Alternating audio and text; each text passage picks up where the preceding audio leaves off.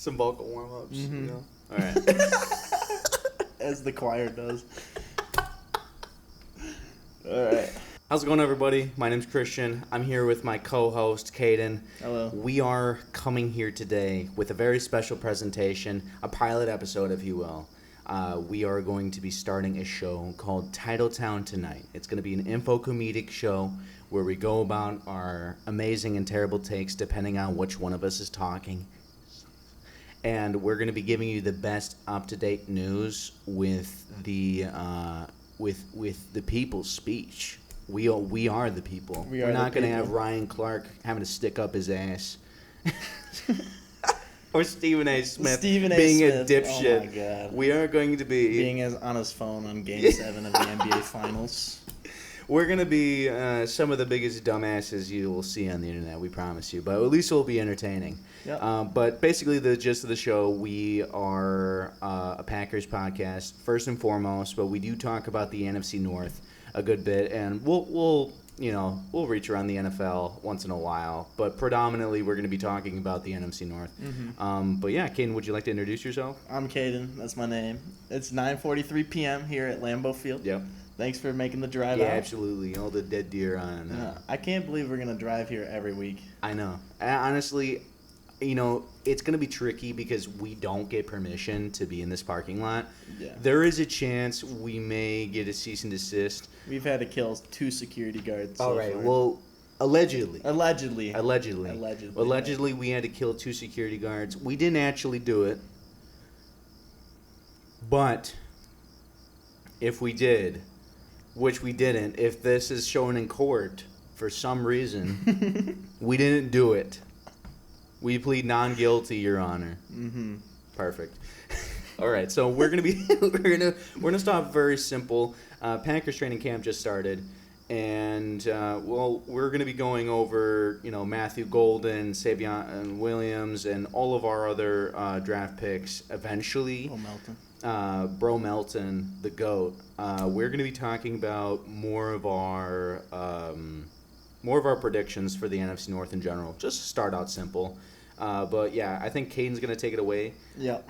With his predictions. So to start off, the NFC North schedule is ridiculous this season. I mean, it is easily the hardest in all the divisions. But it might seem biased, but we are driving to Lambeau every week, so I think I deserve to be biased. Absolutely.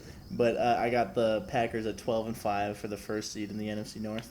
I got the Lions at 9-8, Vikings at 8-9, and then the Bears at 7-10.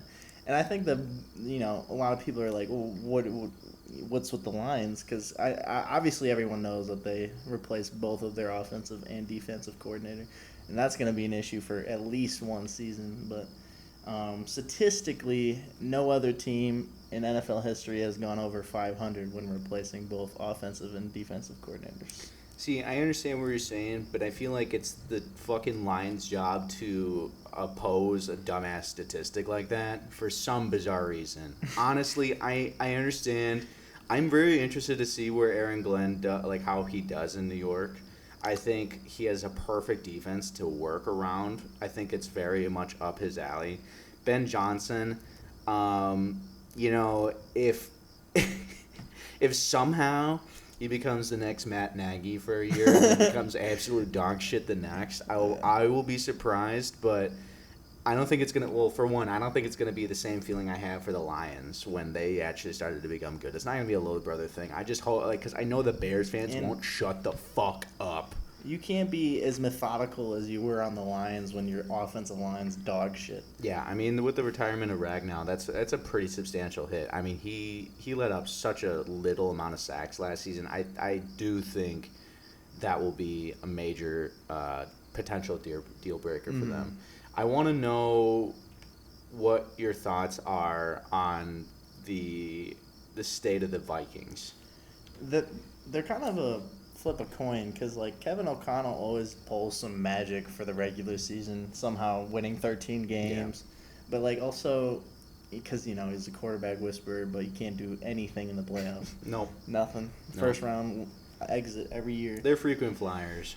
Yeah, so it's hard to say. I think 8-9 might be a little harsh just because Kevin O'Connell is their head coach. But I also have the Giants going 0-4 against their division because, they're the Giants. Yeah, I think the Giants are a very interesting case because I wouldn't put them in the same tier as the Patriots, where they did have a lot of offseason signings that were overpaid. Like, it's not to that extent, but it seems like, with Dart coming into the picture, I don't think he'll start until at least, like, week 6, if he does start this year. I got to see at least Russell Wilson play a little bit. I mean, yeah. I think considering...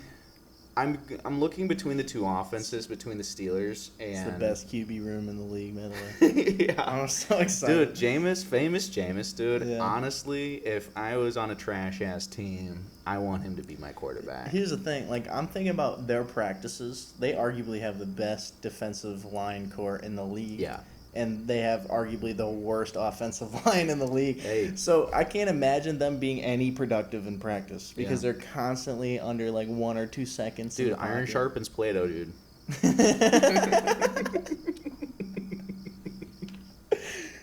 mean, for real. Yeah. Honestly, like, looking at Russ and seeing him go from the Giants to the Steelers, or, sorry, vice versa, from the Steelers to the Giants, I'm looking at the offense.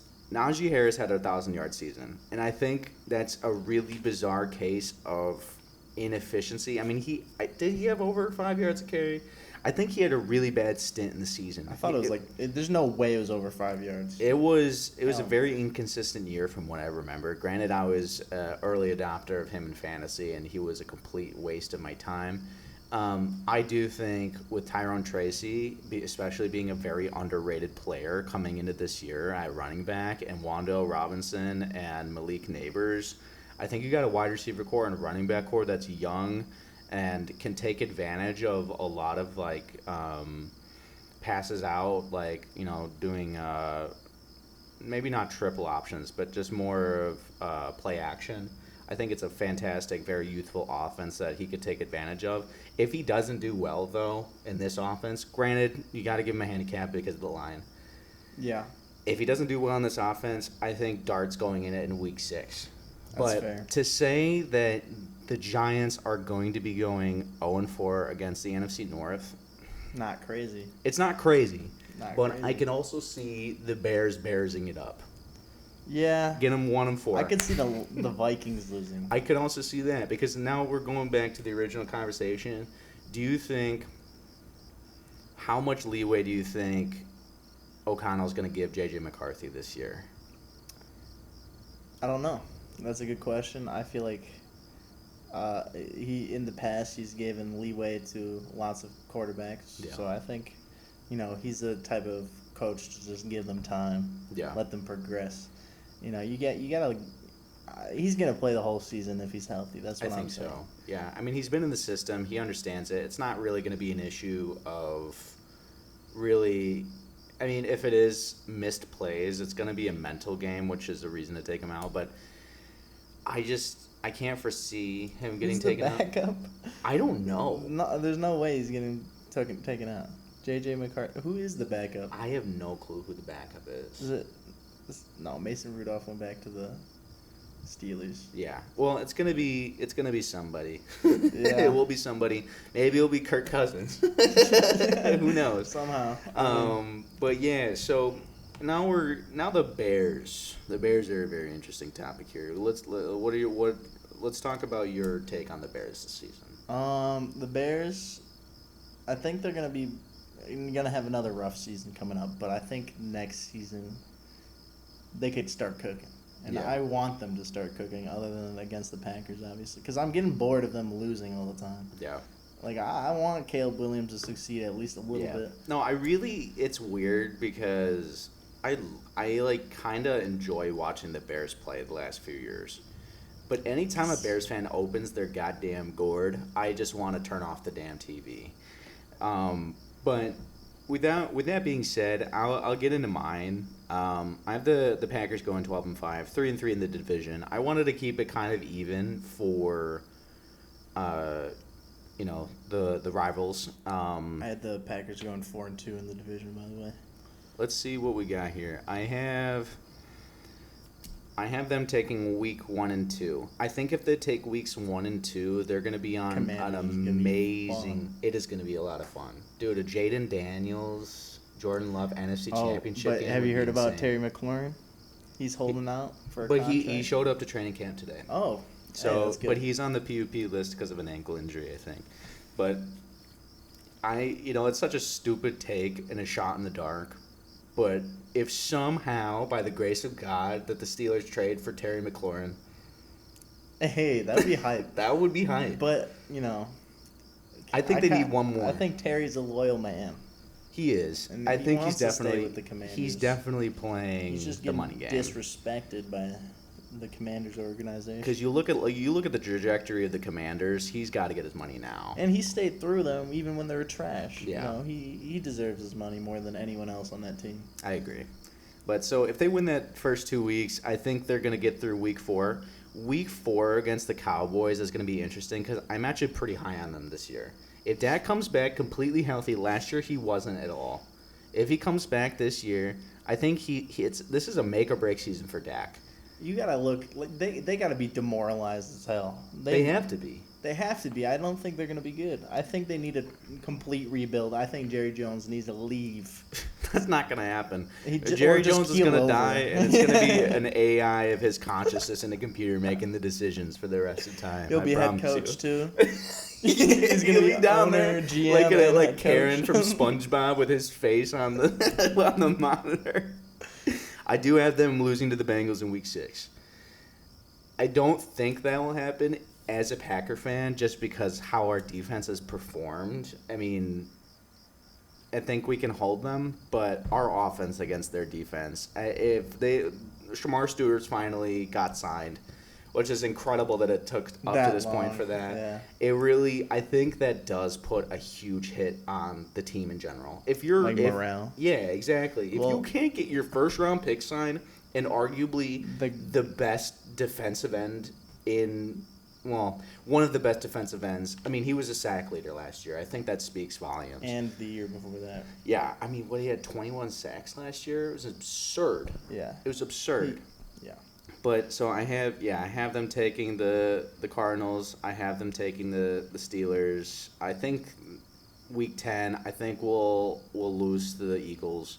I do think week 14 we'll lose to the Bears. I just kind of make it even, I do have us losing to the Ravens, which would be very unfortunate. You say we're losing to the Bears? You fucking.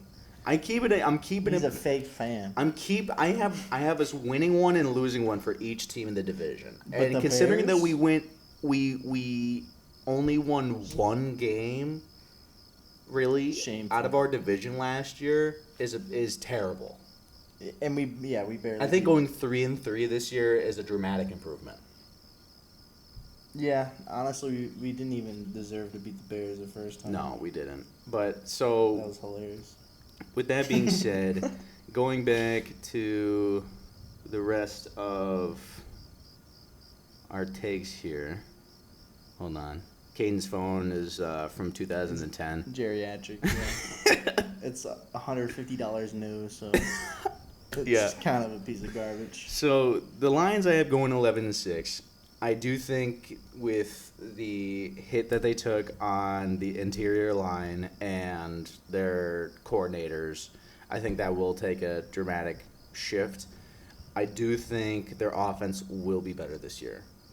And their defense. I mean, frankly, the team will be better just because it's healthier. I mean, that's just a given, right? I think, especially Hutch coming back from injury. That completely changes the entire dynamic of the defense. So if they can stay healthy, which already doesn't look that crazy. Did they lose C.J. Gardner? They lost someone on the. Yeah, he went. I don't remember where he went, but they did get DJ Reed, and because they lost Carlton Davis. Yeah. And he went to. He was pretty good.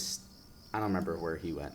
I have the Bears going 9-8. I think that's a very conservative way to go about it. I mean, it's the Bears. I want to root for them. Ben Johnson's going to actually sit down with Caleb Williams and watch film, which is you wouldn't think that's an insane thing to ask from an NFL head coach. but apparently it is. And I have the Vikings at the bottom at 8 and 9. Listen, if JJ McCarthy comes out with a season that's even 80% similar to like the CJ Strouds and the Jaden Daniels the last few years, I think they are legitimate playoff contenders. But that's a huge if for your system quarterback. I'm gonna call him a system quarterback. He has legs, but I mean, let's like look at his whole career going here. Like years into the future, he's gonna be a system QB. He's just kind of that plug and play guy. You're talking about Caleb Williams? I'm talking about JJ McCarthy. Oh yeah. I was gonna be pissed. For a second. No. But let's see. I want to look at what I put for the Vikings schedule. Yeah, I have them losing to the Bears week 1. I have them winning against Michael Penis in week 2 with the Falcons. I have them beating the Bengals, which will be a really close game. I will say that's going to be a really close game. I have them beating the Steelers in Dublin, even though I want Aaron Rodgers to just rip through the NFC North. It's not going to happen. Team buns. I mean, You said the Steelers are buns? They're going to be buns. This guy. Dude, I think they're going to be buns. This is the fucking retirement home in the NFL. Is the Pittsburgh Steelers. I disagree. They're not going to be buns. They're going to be buns. They got rid of Minka Fitzpatrick, which was good on the blitz, but that's about it. Because of Mike Tomlin, that they'll go over 500. Jalen Ramsey's either going to have a similar year to this year or he's going to drop off the face of the earth. Jonnu Smith, I really like that signing. Because, I mean, especially with Arthur Smith, I mean, fucking, he can't escape. That was my Smith fantasy goat last year. Jonnu Smith on the Dolphins. He went absolutely crazy.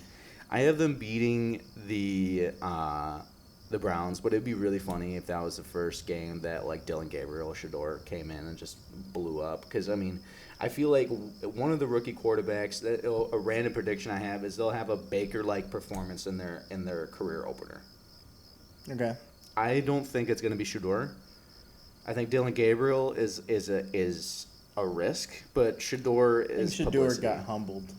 He should. He might be better because of what happened. Yeah.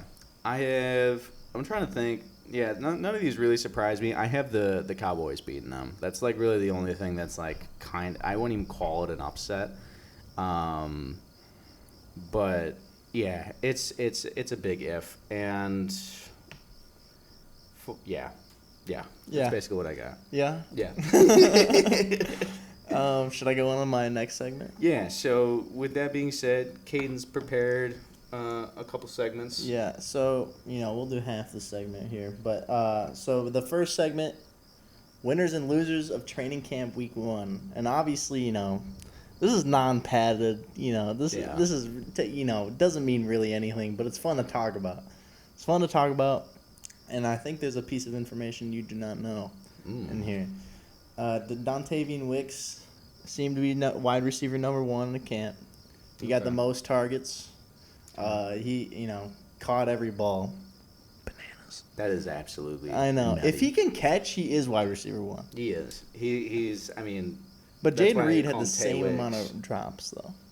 Yeah, I mean, which seemed weird because I swear, like I think Dontavian Wicks' drops were worse because I just remember so many of them being in his hand and. Yeah, honestly, Jaden Reed did give up a pretty bad INT, like just bobbling it up in the air. Yeah. I think Jaden Reed is a fantastic slot. I think he should predominantly be in slot. I see if he's on the outside, it's either going to be Dontavian Wicks with like a slant or a quick in.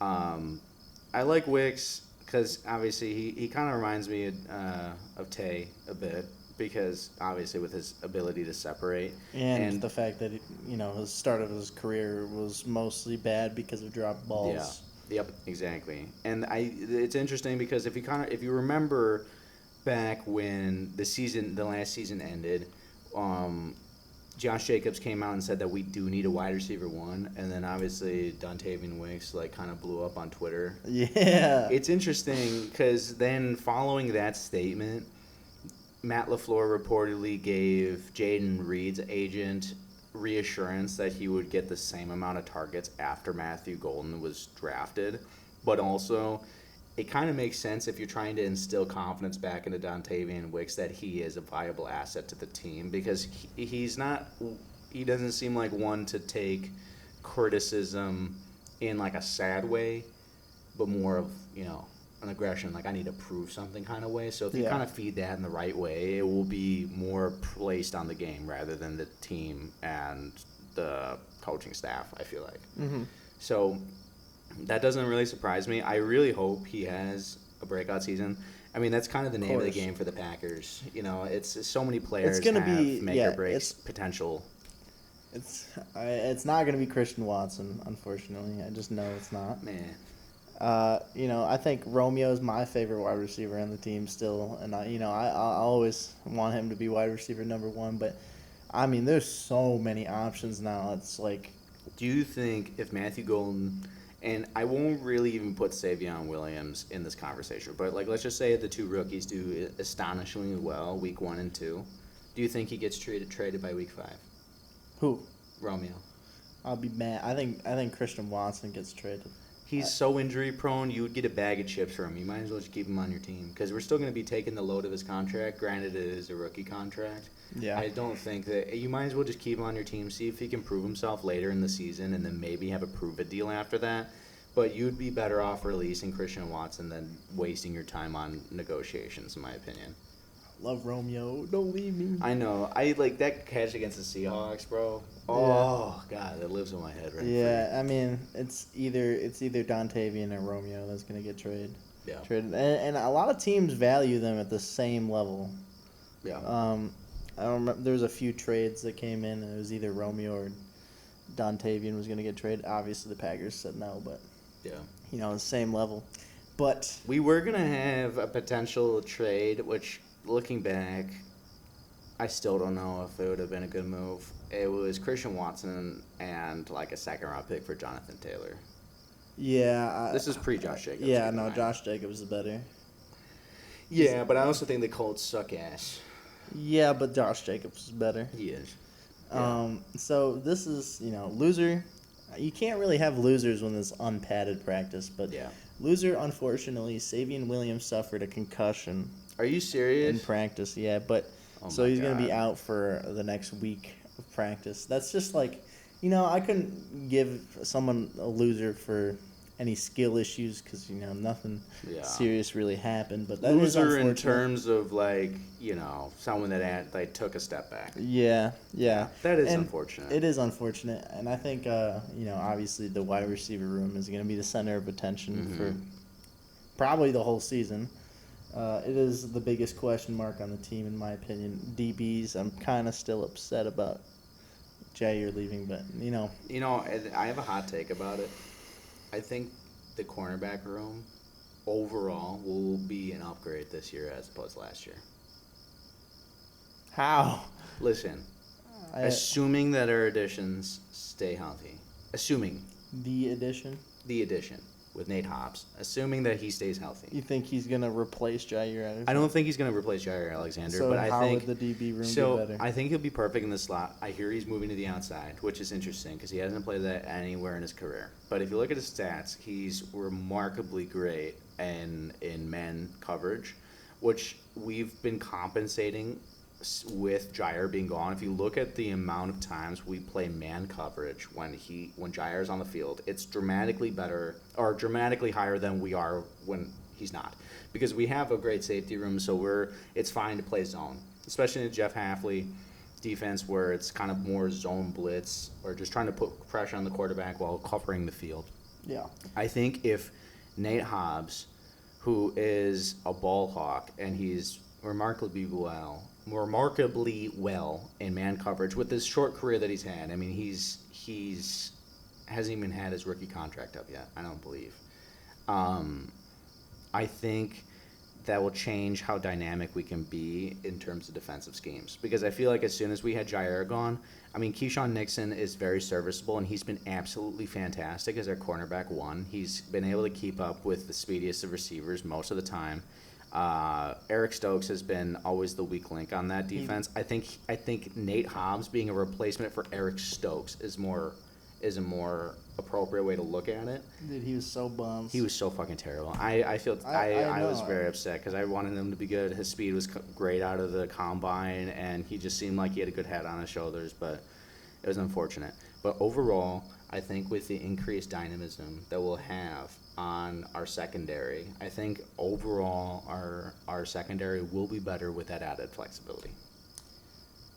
You say what you want, man. I disagree. If Jair was healthy, he would, Oh, of course. But I mean, you can't really say that when the man's missed like over 50% of his snaps the last like 4 years. It's unfortunate. It's terrible, and it will be interesting. On the Ravens, bro. He kind of matches that energy. He does, but it's also interesting because I feel like the Ravens are historically a very physical defense on the secondary, which will work. But, it's like, I think there's a higher chance of him injuring himself on the Ravens than there is on the Packers. All right.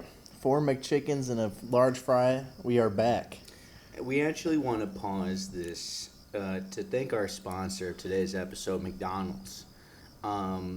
They explicitly asked me to say a message about our podcast.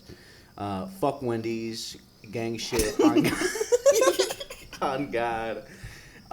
They also said, fuck the king, because we the king. They're actually suing them for false advertisement. I can't believe we got a advertisement on our pilot episode. On our pilot episode from McDonald's. I know. It's crazy. I can't really even begin to explain my gratitude towards McDonald's. Yeah. And the snack wrap is back. It has been for a while, so go get it now.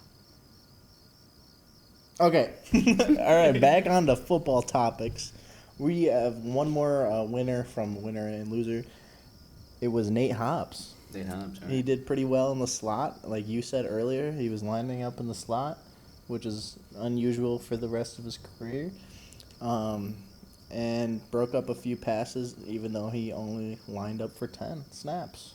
Okay. Broke up 3 passes in 10 snaps. Hey, that's pretty good. That is pretty good. That's really good. That is really good. I'm a huge fan of him.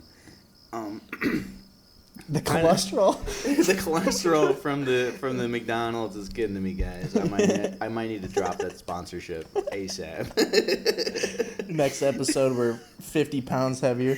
Next episode, we're in a hospital bed getting Lambeau Field in the background. Lambeau Field in the back. We'll have our hospital bed in the parking lot. We'll get some nurses on site. We'll be all straight. But yeah, I like Nate Hobbs. He reminds me a lot of. I know this is gonna sound like a really bad assessment at first. Rookie Kevin King. Rookie Kevin King was decent. He locked down Julio Jones. I don't want to Julio Jones on the Falcons. He locked him down, and I will say that.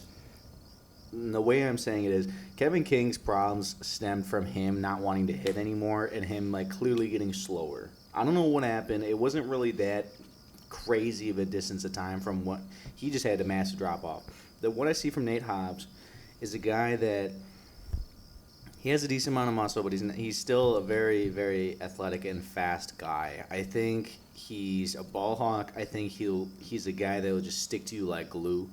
I really do like his work in the slot. I think he did work really well in the slot. It's interesting to see how Jeff Hafley integrates him on the outside, because that's been what I've been seeing everywhere.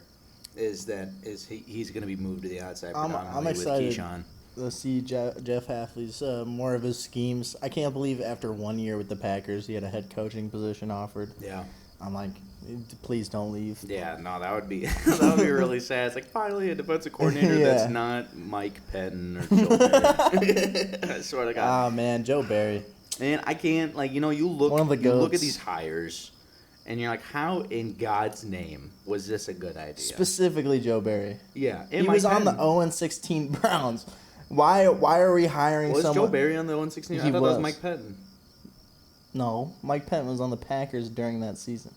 Okay, maybe it wasn't 0-16, but he was a Browns coach. Yeah, why are we hiring these bums? I don't know what the fuck we're doing, but it seems like we finally got a competent guy. Yeah. I think we're finally in this stretch of hiring young talent and coordinators. So it'll be interesting to see how the new OC does. Is he new OC? No, he was here last year. Stevenage. Yeah. Yeah, I think he did pretty decent. Yeah, especially since we're getting with the system now.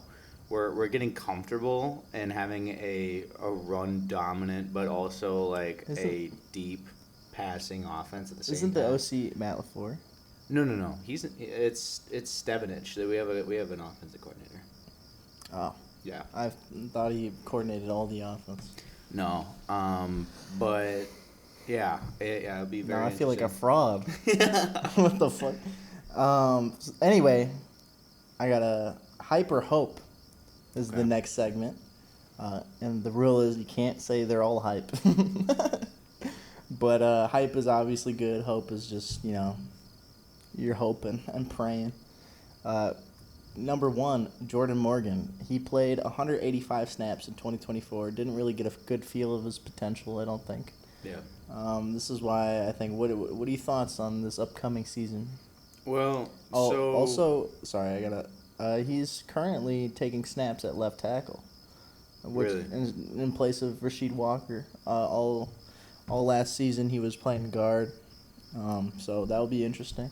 So, I mean, we just got Zach Tom on a new deal, and we'll see how Alton Jenkins does, if he does actually get his deal done and move to center. I honestly feel like we're in a similar situation with our offensive linemen than we are with our wide receivers. I mean, it's a pretty big room. The only times we've been we've had the only times that we've been short is when there's just injury. It's an injury plague season. I think it's going to be interesting. I think it's going to come up to a good balance between contract disputes and availability. Jordan Morgan, I haven't really heard anything bad about him. I feel like, and I might be completely bullshitting here, but I heard he's like somewhat undersized. He's agile, so I'd honestly, as long as you're willing to keep up with the guy in front of you, I think that's all that really matters, and keeping him from putting you on his on your ass. But I think it's a really tough call. But I will say that I'm going to be hopeful and say hype, even though I know that's the entirety of what. I said hope. I think he's a bust. I just got that feeling he's a boring name. This is all facts and logic. But he's got 2 first names. If he was a musician, he's already famous. It's true, but he's not. Yeah. So he is. He's gonna be a bust, I think. Maybe he is. My next guy, we literally just got done talking about him, Nate Hobbs. Yeah. Looking good in training camp, as I said earlier. I wonder if that will translate onto the field. I think it will. Even though it's an unpadded practice. Yeah. Not a lot to He's go not off afraid of. to take and give hits. It's just going to be interesting to see if he can manage his health. Yeah.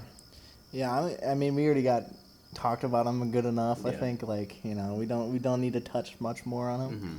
But it's gonna be interesting seeing him in the slot. Yeah.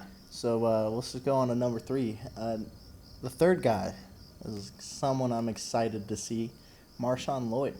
Marshawn Lloyd. Being injured for most of 2024, we didn't get to see him play pretty much at all.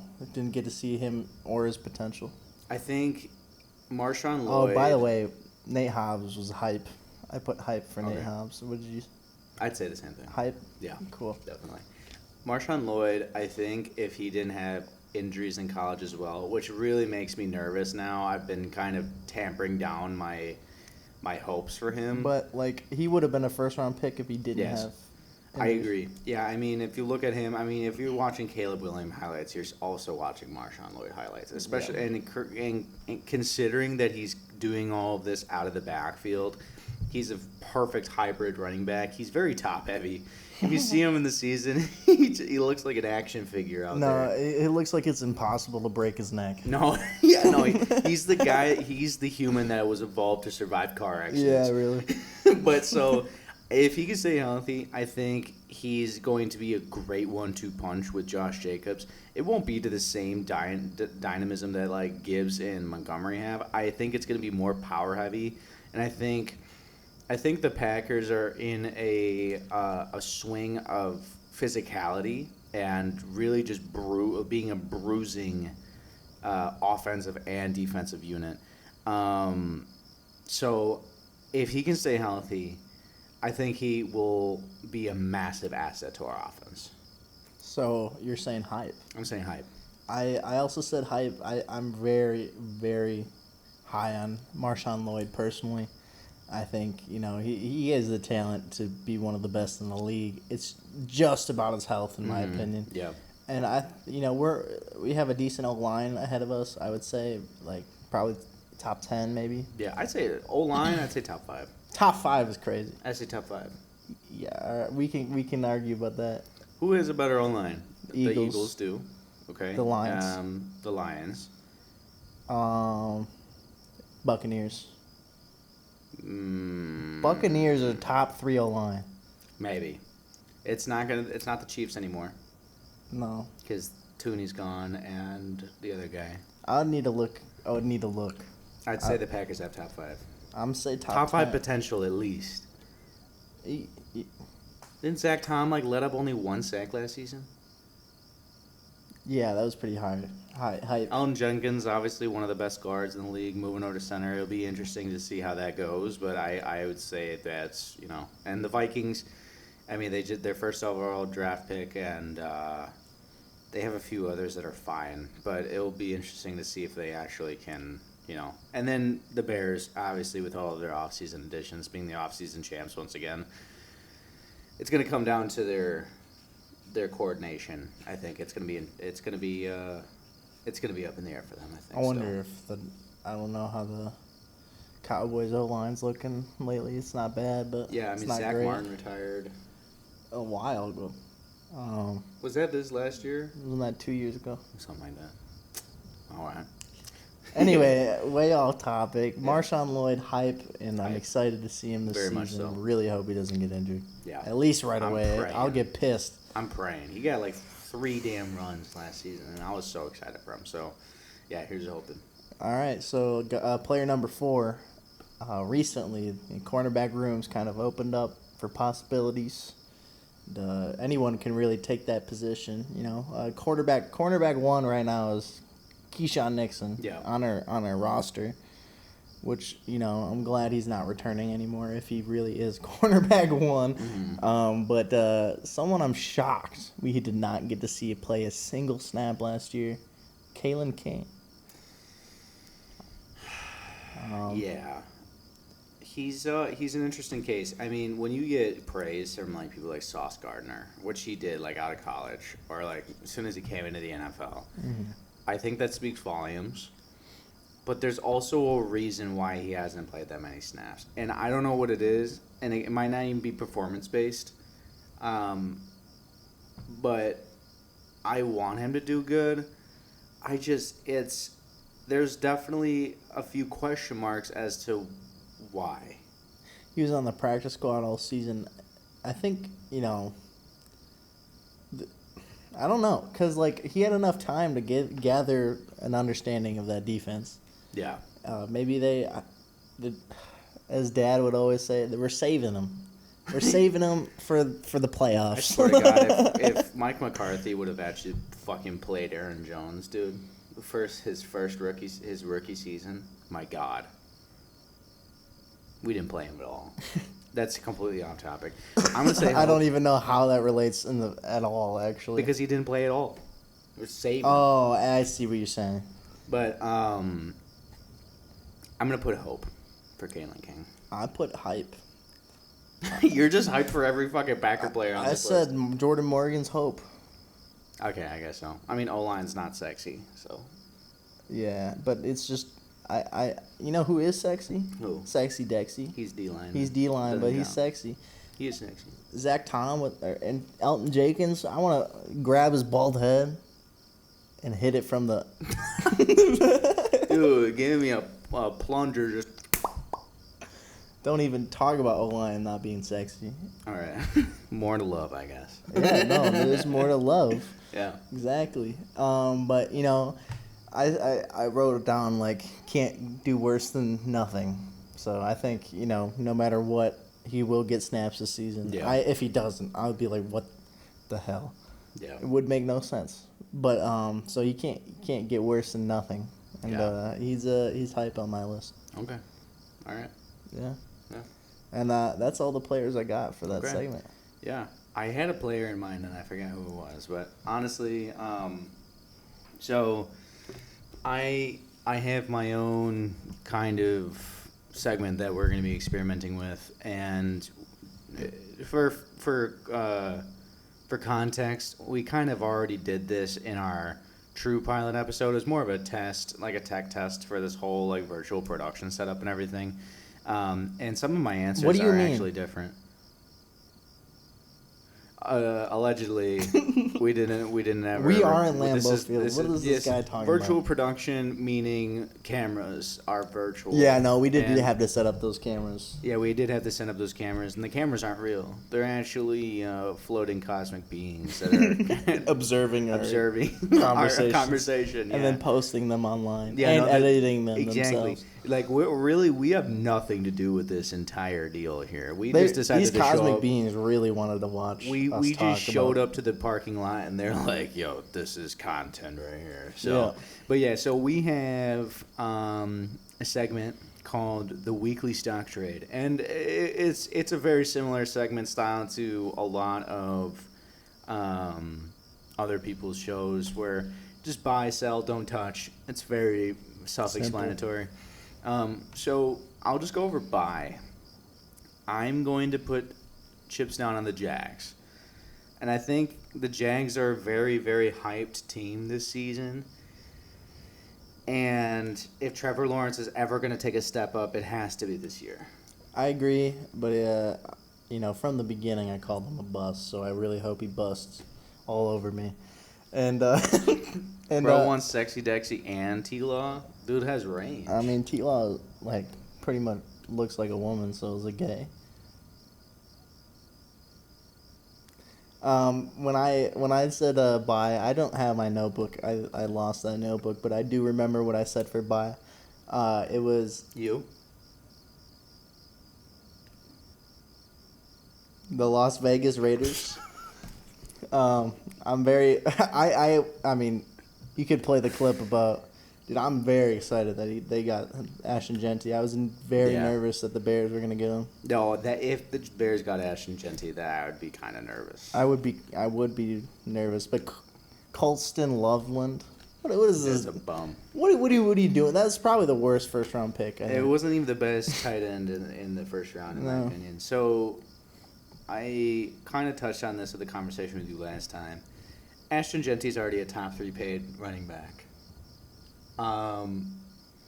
Do you think he'll get top 3 numbers this year? Yeah.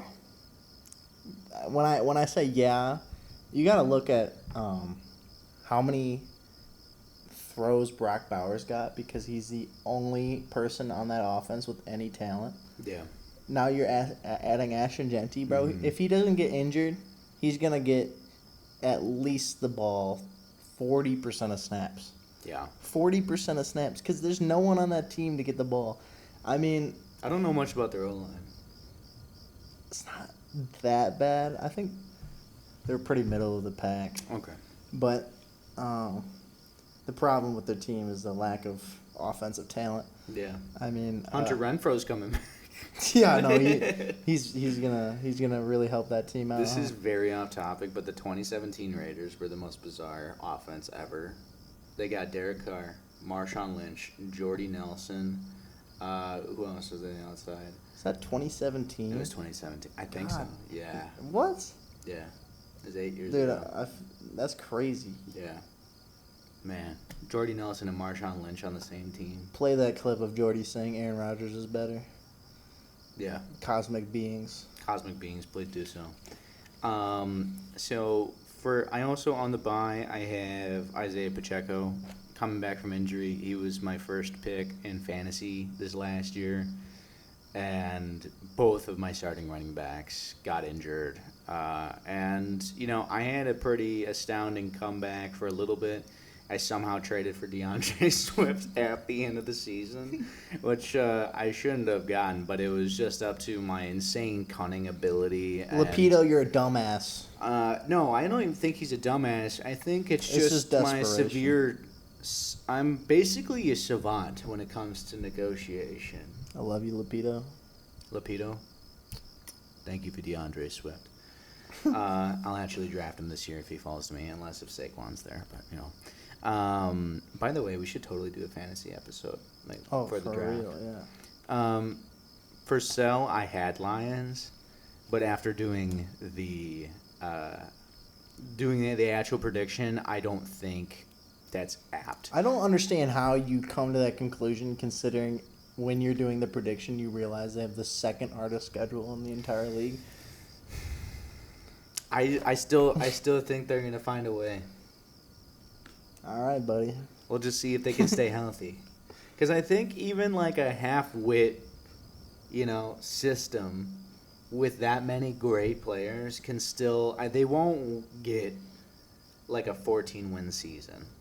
I think they'll end up with the amount that I predicted in like 11-6. And they'll do so in nail-biting games. They'll always find a way. And for Don't Touch, I do have Ashton Genty because I don't think he'll get top 3 numbers. I think he'll be great. I just don't think I can't project that in his first season.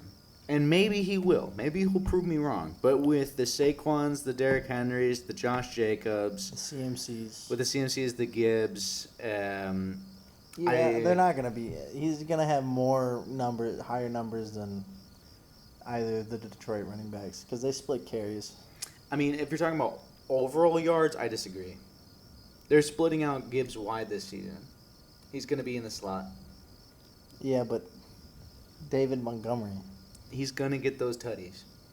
Yeah. Put him up at the 1 yard line. Who needs the tush push when you got David I would Montgomery? put money on the fact that unless he got injured, Ashton Genty will have higher numbers than Jahmyr Gibbs by a large margin. That is a take that we will remember for the end of the season. By the way, speaking of, it's really hard to make an entire 17-game prediction before the season even starts. No way.